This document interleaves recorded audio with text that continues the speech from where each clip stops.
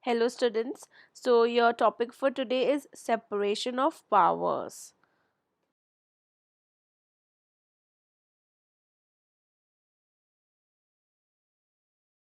So, the separation of powers is imitable for the administration of federative and democratic states.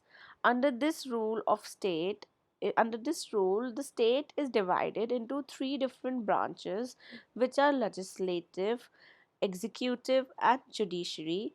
Each of them have their different independent power and responsibility on them, so that the one branch may not interfere with the working of the other two branches.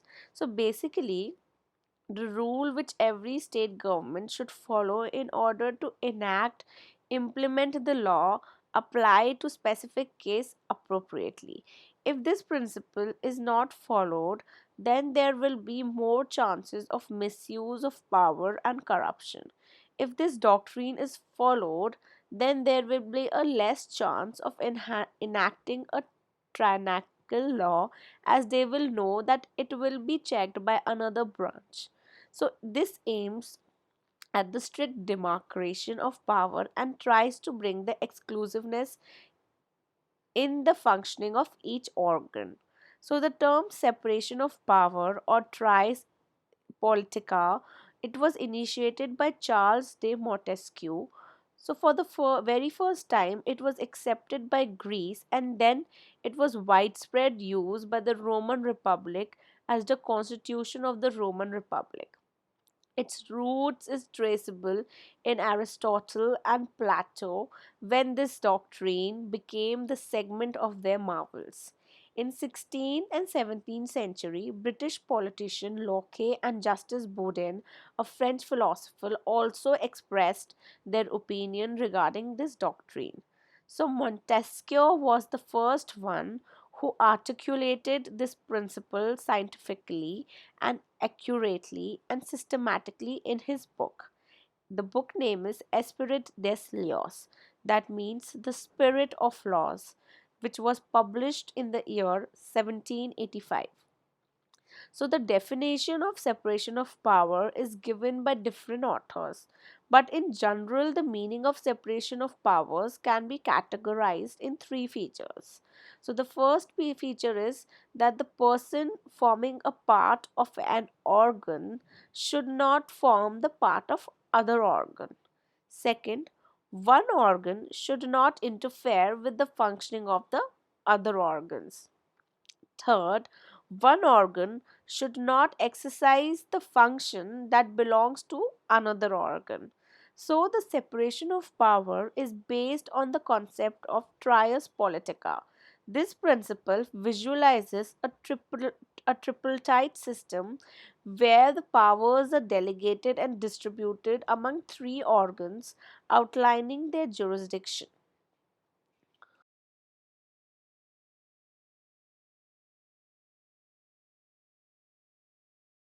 Now the three tier machinery of the state government.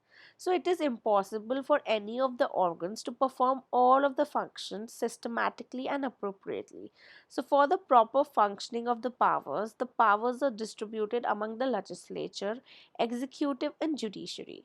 So the legislative, this the main function of the legislature is to enact a law.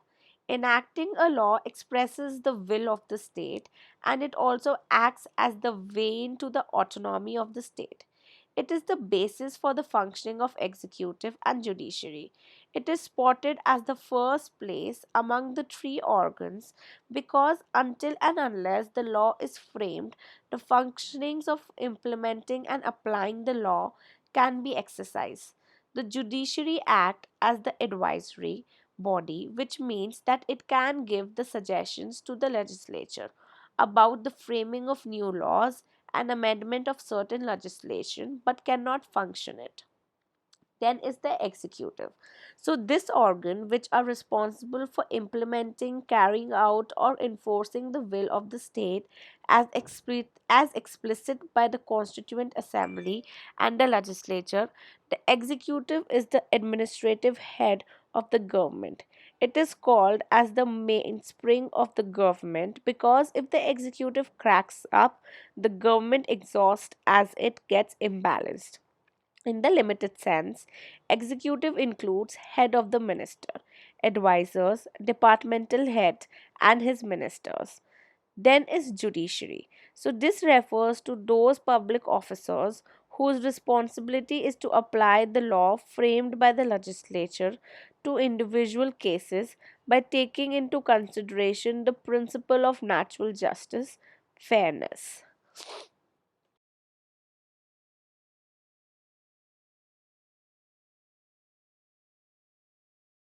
Now, the significance. So, as it is very well known fact that whenever a large power is given in hand of any administrating authority, there are higher chances of maladministration, corruption, and misuse of power. This doctrine helps prevent the abuse of power. This doctrine protects the individual from the arbitrary rule. The government is the violator and also protects individual liberty. Summarily, the importance can be encapsulated in the following points: ending the autocracy. It protects the liberty of the individual. Second, it is not only safeguards the liberty of the individual but also maintains the efficiency of the administration. Third, it focuses on the requirement of independence of judiciary. Then, last is that it prevents the legislature from enacting an arbitrary rule.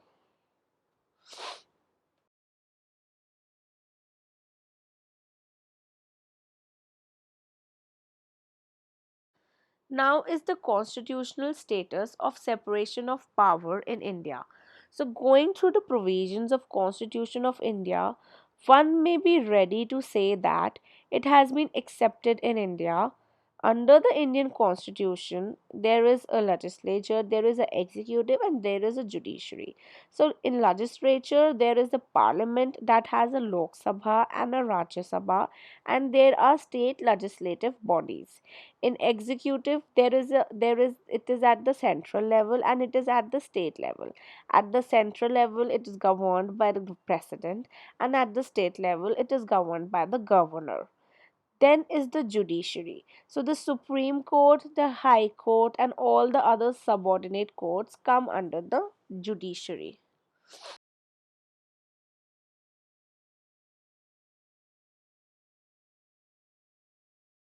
So the parliament is the competent enough to make any law subject to the conditions of constitution, and there are no restrictions on its lawmaking powers. The precedent power and functions are given in the constitution itself, Article 62 to Article 72. The judiciary is a self-dependent and it feels and there is no obstruction with its judicial functions either by the legislature or the executive. The High Court under Article 226 and Article 227, and the Supreme Court under Article 32 and Article 136 of the Constitution are given the powers of a judicial review, and any law passed by the legislature can be declared void by the judiciary if it is inconsistent with the fundamental rights. So, by going through such provisions, many jurists are of the opinion that doctrine of separation of power is accepted in India. So, before looking into the case laws, let us discuss and understand what is the meaning of doctrine of separation of powers in a strict and broad sense. So the doctrine of separation of power in a rigid sense means that when there is a proper distinction between the three organs and their functions, and also there should be a system of check and balance. Then the doctrine of separation of powers in a broad sense means that when there is no proper distinction between the three organs and their functions.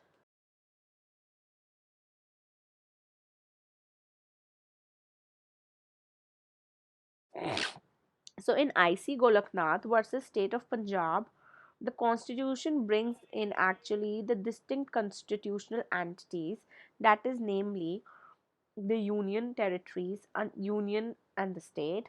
It also has three major instruments, namely judiciary, executive, and legislature. So it demarcates their jurisdiction minutely and accepts them to exercise their function without interfering with other functions. They should function with their scope. So, if we go through the constitutional provision, we can find that the doctrine of separation of power has not been accepted in a rigid sense in India. There is a personal overlapping along with the functional overlapping. The Supreme Court can declare any law framed by the legislature and executed void if they violate the provisions of the Constitution. The executive also has an impact on the functioning of the judiciary as they appoint the judges and the Chief Justice. The list is so exhaustive. Now, in the case Indira Gandhi versus Raj Narayan, the court held that in our constitution, the doctrine of separation of power has been accepted in a broader sense, just like in American and Australian constitution, where a rigid sense of separation of power applies in a non applicable in India.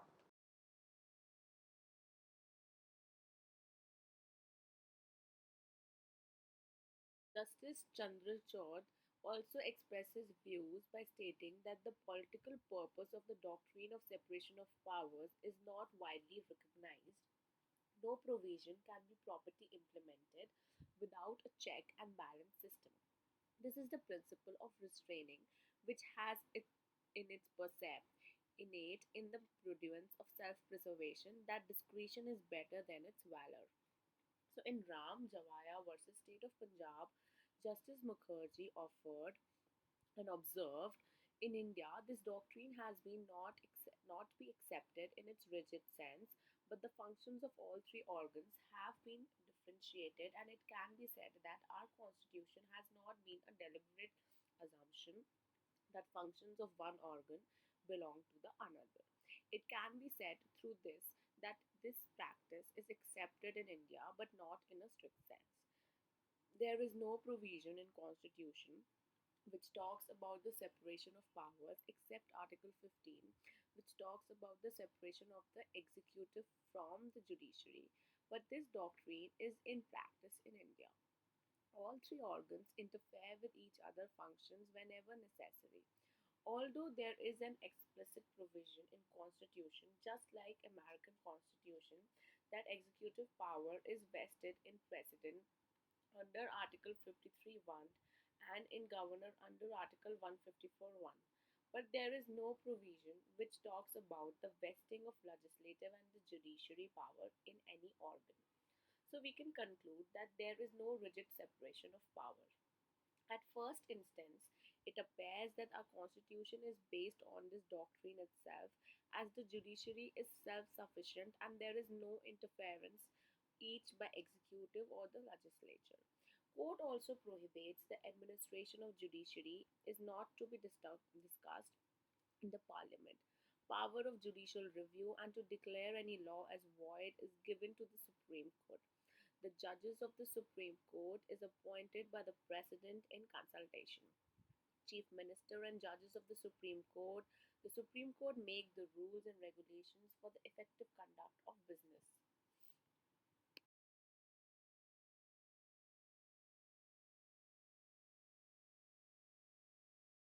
So, however, Article 50 of the Constitution of India talks about the separation of the executive from the judiciary as being a directive principle of state policy. It is not enforceable. Certain privileges, power, immunities are given to the Member of Parliament under Article 105. This provision makes the legislature independent. The executive power is conferred on President and Governor. They are being exempted from the civil and criminal liabilities. But if we read carefully, it is clear that doctrine is not accepted in a rigid sense. The executive is a portion of the legislature and the executive is accountable for its conduct to the legislature and also its derive its authority from the legislature. Since India has a parliamentary form of government, should a mutual connection and coordination between the legislature and executive? So, as executive power is vested in the president, but in actuality, the real head is Prime Minister of India, along with the Council of Ministers, and the President is only a nominal head. So, Article 74(1) talks that executive head has to conduct in conformity with the aid and advice of cabinet. Ordinary or legislative power is vested in the legislature, but in certain circumstances, the president may be empowered to exercise the legislative power. For example, the president can issue ordinance under Article 123 when the parliament is not in session, making the rules when there is an emergency. Sometimes the president may also exercise judiciary power. When a president is being impeached, both houses take active participation and finalize the charges.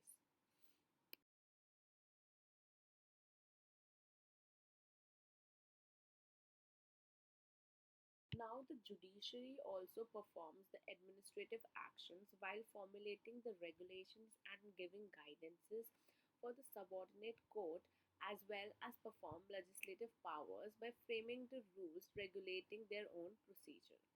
So, it is presumed from the provisions of the Constitution that India, being a parliamentary form of government, does not follow the absolute separation. There is an amalgamation of the powers where the connections between the different wings are inevitable and it can be drawn from the Constitution itself. Every organ performs all types of functions in one or other form, subject to the check and balance by other organs. All three organs are interdependent because India has a parliamentary democracy. This does not mean that it is not accepted in India. It has been accepted up to a certain extent. In India, but when it is expressly provided that one organ shall not perform functions of the other, then it is prohibited in the Delhi law's case. It was stated that the legislature should exercise all the powers of legislation only in extraordinary circumstances, like when parliament is not in session of emergency. We can say that legislature is created by the constitution to enact the laws. In India, there is no separation of power, but there is a separation of powers. Hence, in India, people are not stuck by the principle by its rigidity. For example, the cabinet minister exercises both the executive and the administrative functions. Article 74(1) states that it is mandatory for the executive head to comply with the advice of the cabinet ministers. In Ram Javaya versus State of Punjab, it was held that the executive is part of the legislature and it's accountable. If we talk about the amending powers of the parliament under Article 368, it has been subject to the concept of basic structure held in the case of Keshwanda Bharati versus State of Kerala. In this case, it was held that the parliament could not amend the provisions in such a way that violated the basic structure. And if it is made in violation of the basic structure, then such amendment will be declared as unconstitutional, null, and void. Going through this case law regarding the Supreme Court judgment, it can be observed that the basic structure cannot be amended and strict applicability of doctrine can be seen. Although strict separation of power is not followed in India, like the American Constitution, the system of check and balance is followed. However, no organs are to take over the essential functions of other organs, which is part of the basic structure, not even by amending, and it is amended, such amendment will be declared as unconstitutional. That's all. Thank you.